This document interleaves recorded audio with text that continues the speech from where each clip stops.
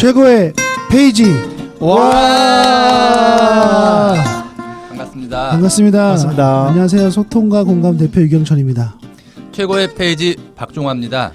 네, 내면의 현자를 깨우는 이동 코치입니다. 네, 반갑습니다. 오늘 너무 더운데요, 그렇죠? 네, 더운 여름 어떻게 잘 보내고 계십니까? 네, 잘 보내고 있습니다. 에어컨과 함께 잘 네. 보내고 있습니다. 이런 날은 에어컨이 최고죠.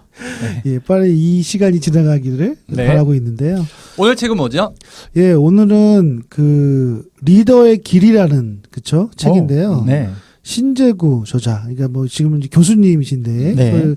서울과학종합대학교 에서 박사과정에서 지도를 하고 계시고 강의하시는데요. 네, 근데 주로 이분은 뭐 기업 교육을 주로 하세요. 그래서 리더십 굉장히 오랫동안 거의 20년간 강의하시고 그리고 그걸 지금 지도하시고 이렇게 이런 것들을 하고 계세요. 그래서 네.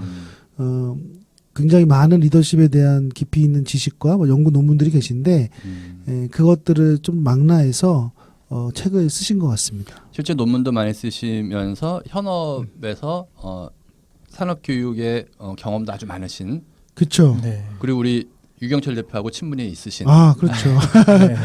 28년째 리더십을 연구하고 글을 썼습니다. 그래서요, 뭐 과거에는 이제 기업들도 많이 있었는데요. 뭐 현대경제연구원이라든가 아니면 뭐 KB, 그다음에 지금은 이제 멀티캠퍼스죠, 삼성, 예, 네. 그쪽에도 계셨고. IGM에서도 과정도 개발하시고 강의도 하셨던, 그래서 굉장히 그 이쪽 기업에 있는 기업 교육에서는 굉장히 좀 오랫동안 경험도 많으시고 실무 경험도 많으시고 또 실제 그런 경험들을 가지고 강의도 하시는 그런 노하우를 가지고 이 책을 쓰셨습니다. 네. HRD 분야의 이론과 경험을 겸비하신. 그렇죠. 예, 그것이 쉽지가 않은데 아마도 그런 경험들이 이 책에 아주 잘 녹아 있지 않나 네. 그런 생각이 듭니다. 네. 이 책 보시고 네. 느낌들이 있을 것 같아요. 그래서 뭐 장점도 있고 단점도 있을 것 같은데 뭐 간단하게 한번 얘기해 볼까요? 뭐 특별하게 단점은 뭐 말씀드리기가 좀 어렵고 없어요? 없다기보다는 그냥 느낌은 책이 여러 가지 이야기를 쭉 펼쳐놓은 책이어서 그냥 특정한 하나의 주제를 위해서 본다기보다는 편할 때 쭉 보면은 리더십에 대한 다양한 생각을 하게 하는 것 같아요. 그리고 목차를 내가 원하는 주제가 있으면 목차를 찾아가 가지고 비슷한 것을 따라서 볼 수는 있을 것 같고요. 네. 저도 보면서 이제 리더십에 대해서 오랜 시간 동안 고민했구나라는 생각이 들었고요. 그러면서 이제 각 목차별로 이분이 굉장히 많은 리더십에 대한 고민 그리고 그런 생각들 하루아침에 쓴 책은 아니다. 이런 생각이 좀 들었어요. 네. 어떠셨어요? 저는 이제 기본적으로 우리가 리더십 하면 되게 좀 어떠세요? 느낌이 좀 어떠세요? 좀 어렵다는 느낌 들지 않으세요? 특히 일반 사람들이 봤을 때 리더십 하면 너무 광범위하고 맞아요. 그다음에 이걸 어떻게 정의해야 될까 이런 생각이 들잖아요. 네. 그래서 그런 면에서는 사실 그게 일반인뿐만 아니라 강의를 하거나 뭐 교육을 하는 사람도 마찬가지인데 이제 그런 관점에서 이분이 오랫동안 28년간 거의 리더십에 대해서 연구를 하고 또 강의도 하시고 뭐 과정도 만들었기 때문에 실제 이 책을 보면 네. 장점은 아주 다양한 영역에 있는 리더십에 대한 내용들을 다루고 있어요. 근데 그 영역이 굉장히 실무의 사례들 같은 것들을 많이 넣었고 네. 그래서 이렇게 보면은 이렇게 어떻게 해야 된다, 뭐 해야 된다 이런 식으로 구분을 해놨죠. 그래서 네 가지 뭐 리더의 역할 뭐 이렇게 해가지고 넣거나 이런 것들이 읽으면서 이런 갑질하면 안 된다는데 갑질을 왜 하면 안 되는지에 대한 네 가지 뭐 이런 식으로 구체적으로 설명을 해줬기 때문에 그거에 대한 굉장히 이해도나 아니면 그것에 대해서 어떻게 해야 되는지에 대한 솔루션은 잘 알 것 같아요. 네. 근데 약간 단점은 이제 그런 것들이 계속 반복이 되니까 약간 저는 그 생각이 들더라고요. 이제 솔루션을 계속 주는 건 좋은데 계속 이제 4가지 5가지 이런 게 나오니까 이제 거기에 대해서 약간 중복 느낌? 네. 내용은 다 다르죠. 예. 그 외에는 저는 리더십이 굉장히 잘 충분히 잘 소화한 내용을 잘 쓰신 것 같은 생각이 들어요. 네. 근데 우리가 보통 리더십이나 리더 그러면 사장님 딱 떠오르지 않습니까? 회사에 있는 사장님, 네. 그렇죠. 대표, 대표이사. 그렇죠. 뭐 이런 것만 예. 떠오르는데 사실은 그런 분들만 리더가 아니라 사람들은 다 리더인 것 같아요. 그러니까는 예를 들어서 우리만 하더라도 우리 가정의 리더인 거잖아요. 아버지들이. 네. 물론 그렇죠. 어머니들도 들으시고 아들님들도 들으시겠지만 아무튼 일반적으로 어느 조직을 크게 보지 않고 작게 보면 우리는 일정한 조직에 대부분 어느 정도 리더인 역할을 해야 되는 사람들이 맞는 것 같아요. 네. 그런 면으로 봤을 때 이게 특정한 리더, 저 사람을 위한 책이야가 아니라 우리들이 모든 사람들이 한번 공감하고 봐야 될 만한 그런 책이라고 생각이 듭니다. 네. 저도 이 책을 보면서 느꼈던 느낌은 좀 단점이라고 한다면 이제 일반적인 상황 사례 그러니까 이 여기서 나오는 사례들이 주로 외국 사례들인데 우리가 좀 경험해 봄직한 좀 읽어 봄직한 그런 내용들이 나와서 오히려 약간 식상한 느낌 이런 느낌들이 좀 들었어요. 예를 들어서 뭐 코닥이 망해서 후지에 대한 어떤 사례가 나오는 부분에서는 다 아는 내용인데 그 내용이 나와서 야 이게 뭘까? 이래서 이제 조금 그런 부분이 조금 아쉬웠던 부분이 있었고요. 그리고 이제 그 좀 구체적으로 이제 상황에 좀 들어가 본다면 실제적으로 조직에서 이렇게 세대 차이를 극복해야 된다라고 한다면 그럼 세대 차이를 극복하기 위해서 어떤 부분들이 있고 어떤 특징들이 있는지라는 부분이 나오는 게 아니라 리더 입장에서 세대 차이가 있으니까 야 너희들 먼저 인정해. 그 너희들 하고 있는 얘기를 소통해. 뭐 이런 식으로 뭔가 좀 지시하는 듯한 느낌? 그래서 이제 구체적인 어떤 행동들이 안 나와서 그게 좀 더 아쉬웠던 것 같아요. 이 책은 기본적으로 리더의 입장에서 리더의 시각으로 좀 많이 보셨던 것 같아요. 네. 그래서 리더가 어떻게 해야 한다. 그래서 그런 것들을 다양한 관점과 분야에서 네. 그것들을 탁탁 요약한 그런 느낌이어서 아마 그런 것 같아요. 그래서 아마 지면상으로는 그런 솔루션들을 다 넣기는 쉽지 않았을까. 이런 생각이 드는데요. 네. 이게 그 5장이고 각 장에다가 8개씩의 그 내용이 있어요. 네. 그러니까는 전체 40개의 내용이 있는데 이 전체 책이 280페이지 좀 넘거든요. 네. 그러니까 어쩔 수 없이 하나의 이슈에 대해서 할 수 있는 지면이 뭐 종이 면이 뭐 한정되어 있는 거죠. 사실은. 네. 그러니까는 말씀하신 것 같은 일이 벌어질 수밖에 없을 것도 같은데. 네. 그러면 좋습니다. 뭐 책에 대해서는 사실 여러 가지 것들이 우리가 생각을 나눴는데요. 그러면 이제 저희도 리더십 강의도 하고 그렇죠. 그다음에 뭐 리더십에 대한 여러 관심도 있고 뭐 책도 많이 읽으시고 실제 경험도 하시고 저희도 뭐 나름 리더 아닙니까? 네. 그래서 그 리더의 관점에서 이제 저희는 이제 이 책도 그렇지만 리더십에 대한 다른 거니까 좀 리더십에 대한 얘기 좀 했으면 좋겠어요. 네. 그렇죠? 그래서 뭐 여기서 뭐 리더십은 무엇인가 뭐 이런 그런 얘기 말고 실제 우리가 리더에 있어서의 리더십 그리고 그것이 이제 저는 강의를 하니까 어떤 강의 현장이나 아니면 정말 그 현장에서 느꼈던 것들을 좀 구체적으로 좀 같이 이야기 나누면 좀 도움이 될 것 같아요. 그러니까 가장 먼저 얘기할 수 있는 거는 상황에 따라서 다 다르다가 전제가 돼야 되는 것 같아요. 그렇죠. 공통된 거가 분명히 조금씩은 있을 수 있는데 가장 기본적으로는 상황에 따라 다르다. 그러니까 문제가 이 문제는 해답이 뭐죠?라고 했을 때 조건이 다르면 똑같은 문제여도 답이 달라질 수밖에 없잖아요. 그러니까는 쉽게 얘기하면 아버지가 뭐 지방에서 일주일에 한 번 집에 와가지고 주말 부부하는 아버지하고 매일 집에서 아이들을 저녁 때마다 보는 아버지하고 아버지가 육아를 책임져 엄마가 나가고 아빠가 하루 종일 아이와 같이 있어. 세 명의 아버지는 전혀 다른 뭔가 리더십의 상황일 것 같아요. 그렇게 생각을 해보면은 상황에 따라 다른데 그래도 공통된 게 있다 그러면 어떤 걸까? 이런 얘기를 한번 해봤습니다. 그 리더십에 대해서 예전에 제가 군부대에 강의했을 때 저는 코칭 리더십에 대해서 얘기를 하러 갔을 때 그때 한 연대장이죠. 무궁화 세계. 그 조직 생활을 한 30년 가까이 하신 분이신데 그분이 무슨 얘기를 하냐면 처음에 그 소위로 임관할 때 자기가 리더십 교육을 받았다. 그런데 지금으로부터 30년 가까이 지난 시점에서 또 새로운 리더십 교육을 받으면서 왜 리더십 교육을 또 받을까라는 생각을 잠깐 해봤었다. 그러면서 그분이 했던 얘기가 무슨 얘기냐면 리더는 어떤 무리가 있든지 간에 그 무리를 이끌기 위해서는 리더가 필요하다. 그런데 그 무리의 사람들이 자꾸 바뀌기 때문에 결과론적으로 필요한 것은 그 내가 가지고 있는 리더십이 바뀌지 않으면 무리를 이끌기 어렵다는 거죠. 그렇죠. 네. 그 얘기를 하면서 리더십이 이제 항상 이제 리더십이라는 이슈를 가지고 있지만 뭐 여기 신재구 교수님도 그 얘기를 했지만 내가 가지고 있는 리더십에 대한 얘기가 다시 한번 논란거리가 될 수 있겠다라고 하셨던 것처럼 그런 리더십이라는 부분들이 시대와 그 어떤 구성원에 따라서 바뀔 수 있다라는 부분에서는 그게 저한테 좀 인사이트 당연히 있었던 것 같아요. 바뀌어야죠. 네. 그 상황에 맞게도 달라야죠. 네.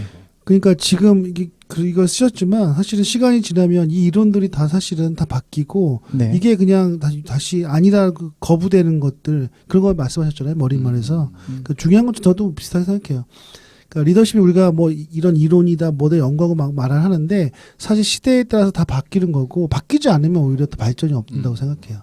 그래서 어려운 것 같아요. 그래서 사실 우리가 리더십 교육도 하는데 사실 보면 리더십 교육을 어떻게 해주세요? 저거 뭐 문의를 받으면 너무나 다양한 거거든요. 그 종류가 너무 다양하고 너무 방대하고 그래서 요즘에는 어떤 특정한 리더십에 대한 이론이나 어떤 거 원리를 알려주는 게 아니라 실제는 그냥 그 안에서 벌어지는 그런 역동을 가지고 우리가 그것을 퍼실리테이션 하거나 아니면 그것을 리딩해 주거나 그걸 도와주거나 뭐 그런 역할을 주로 하는 것 같아요. 네. 오늘 그 들었던 얘기 중에서 많은 스타트업 기업들 중에서 그러니까 이렇게 좀 가고 싶어하는 기업들이 있대요. 뭐 그냥 일반적인 삼성이나 LG나 이런 기업 말고 가장 사람들이 가고 싶어하는 기업이 3개가 있는데 하나는 네이버, 카카오, 우아한 형제들. 네, 이 셋 중에 한 곳과 제가 미팅을 하고 왔어요. 우리 네. 순서 다시 한번 얘기하죠. 카카오, 네이버, 우한. 오케이. 아무튼 네. 거기서 한 명 미팅을 하고 왔는데 무슨 얘기를 했냐면 워낙에 인재들이 모이다 보니까 자기들이 가지고 있는 리더십을 어떻게 정리하기가 굉장히 어렵다. 왜냐면 사람들이 막 모이다 보니까 다양한 사람들이 온다는 거죠. 컨설팅 업체에서 오던 사람들, 정말 실무에 능통한 사람들, 정말 20대에 팀장 되는 사람들, 40대 후반에 팀장이 되는 사람들. 뭐 이런 사람들이 오다 보니까 이 사람들을 어떻게 리더십으로 끌고 나가야 될까? 그러면서 한편으로 보면 리더십의 형태가 필요한가? 또 한편으로 보면 어떤 리더십의 어떤 원칙, 프린시플은 있어야 되겠다. 이런 두 가지 어떤 축을 가지고 리더십에 대한 고민을 하는 걸 봤어요. 그래서 이제 그런 우리가 스타트업 기업들도 리더십의 어떤 모습을 우리 조직에 맞는 리더십의 형태를 좀 더 마련하는 것, 그것이 이제 좀 더 숙제가 되고 있는 듯한 그런 느낌을 받았어요. 그 조직의 리더십은 전반적인 상황은 아무리 해도 그 대표한테 가게 되어 있는 것 같아요. 그 네. 대표가 어떠한 생각으로 사람들한테 뭔가를 이끌고 제시하느냐. 네. 그러니까 어떻게 보면은 리더가 제일 중요한 거예요. 그러니까 엄청나게 큰 회사, 시가총액이 한 몇 조씩 되는 회사들도 대표가 바뀔 때 주가가 엄청나게 왔다 갔다 해요. 몇십 %씩. 뭐 미국 같은 경우는 뭐 제한 없고 막 왔다 갔다 하고는 그런데 사람들 얘기하는 거 보면 그런 거 보면은 그렇죠. 그러면서 이제 생각나는 게 뭐냐면 우리나라는 리더를 키우는 시스템이 아니다. 우리나라는 상속자만 키운다. 누가 어떤 그 얘기를 딱 하셨는데 우리 그 너무 그렇게 하지 말고. 근데 굉장히 그게 공감이 됐던 게 뭐냐면 우리도 보면 많은 기업들이 그 상속을 통해서 가는 것처럼 상속자를 키우지 리더를 키우지는 않는다. 근데 외국이나 이런 데 보면 G나 이런 여러 가지 회사들을 보면은 리더를 키우기 위해서 리더를 육성하기 위해서 굉장히 노력하는 걸 많이 봐요. 그런 부분에서 본다면 우리나라가 이런 좀 리더십을 좀 더 키우고 정말 능력 있는 리더들이 정말 설 수 있는 그런 환경이 만들어내지 않으면 우리가 상속자들이 세상을 이끌어 나가는 그러니까 부분이 되지 실제로 않을까.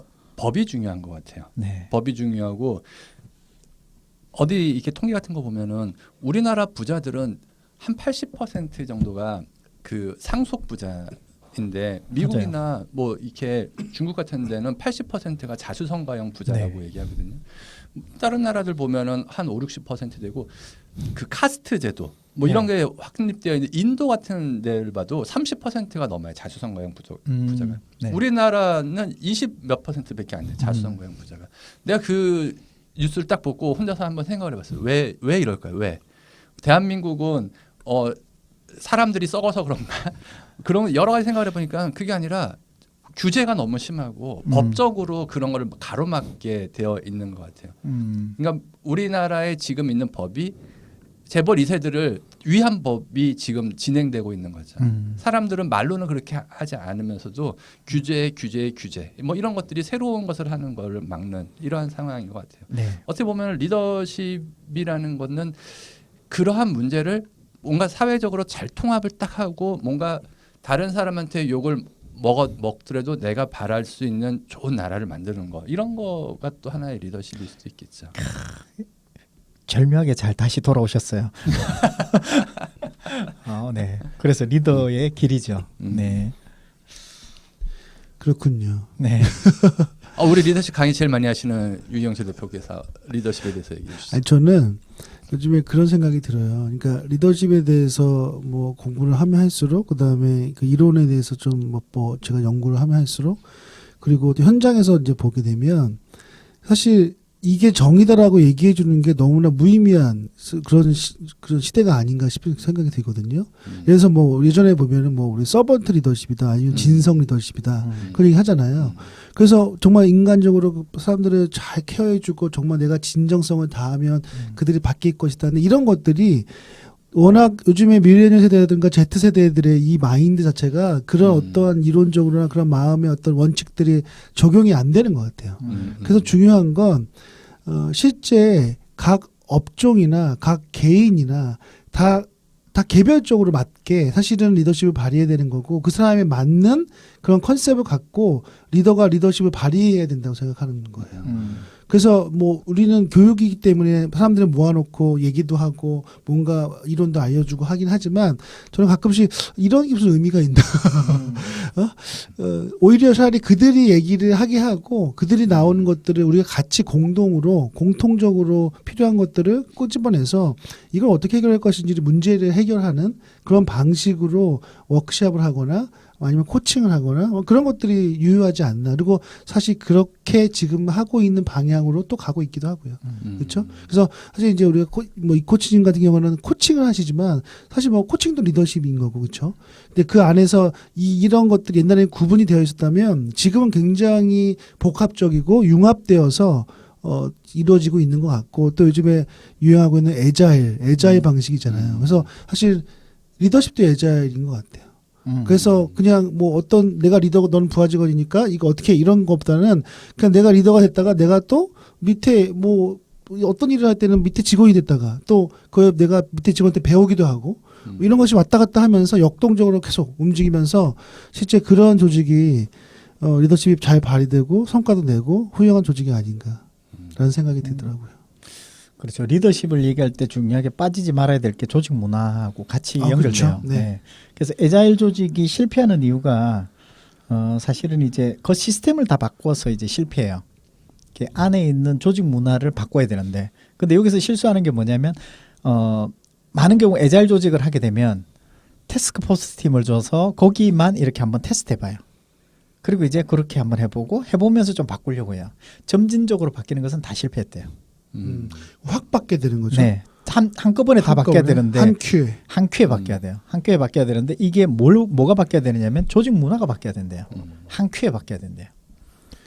저 그걸 공감하는 게 제가 이제 최근에 그 워크 스마트라는 특강을 여러 번 했어요. 근데 워크 스마트가 우리가 뭐 옛날에 얘기했던 스마트 워크 뭐 이래서 뭐 앱 사용하고 막 빨리 하고 이런 관점이 아니라 일을 어떻게 보면 효과적으로 해서 뭐 지금 52시간 시대에 일을 빨리 끝내서 빨리 퇴근하고 성과는 그대로 내고 뭐 이런 거잖아요. 네. 그래서 일을 워크를 아주 스마트하게 하는 그런 관점인데 제가 이제 그걸 준비하고 막 하면서 느꼈던 게 뭐냐면 이제 직원들한테는 그걸 아주 굉장히 잘 설명해 줬어요. 뭐 조직 문화도 얘기해 주고요. 수평적인 조직 문화를 만들고 또 회의를 이렇게 하고 보고할 땐 이렇게 하고 이렇게 해야지만 시간이 줄어들고 효과적으로 일할 수 있고 그래서 시간이 세이브돼서 우리는 아주 빨리 퇴근할 수 있고 효과적인 조직이 될 거다라는 그런 컨셉인데 얘기하고 보니 여기 문제는 뭐냐면 리더가 문제가 되는 거예요. 왜냐하면 회의를 효과적으로 하려면 리더가 그것을